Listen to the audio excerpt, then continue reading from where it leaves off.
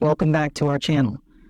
Today, we're diving into the captivating history of Valentine's Day, uncovering its pagan origins and the ancient traditions that have influenced this beloved holiday. Valentine's Day is often associated with love and romance, but its origins are far more complex.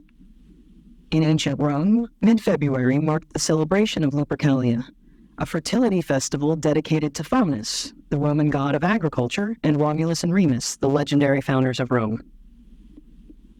Let's explore the rituals and customs that were central to the festivities of Lupercalia.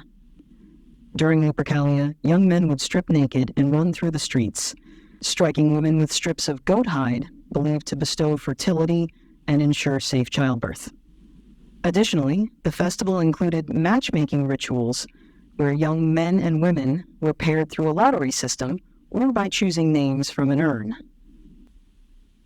With the spread of Christianity, the church sought to Christianize pagan holidays, and Lupercalia was no exception. In the 5th century, Pope Gelasius I replaced Lupercalia with St. Valentine's Day, honoring one or more Christian martyrs named Valentine. However, the romantic elements of the holiday persisted. Today, Valentine's Day is synonymous with love and affection. But how did it become associated with romantic gestures and expressions? Over time, Valentine's Day evolved into a celebration of romantic love, with the exchange of handwritten notes, flowers, and tokens of affection.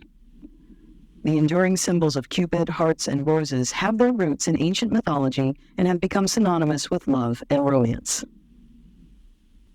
As we conclude our exploration, we've unraveled the fascinating history of Valentine's Day, tracing its origins from ancient fertility festivals to modern-day expressions of love.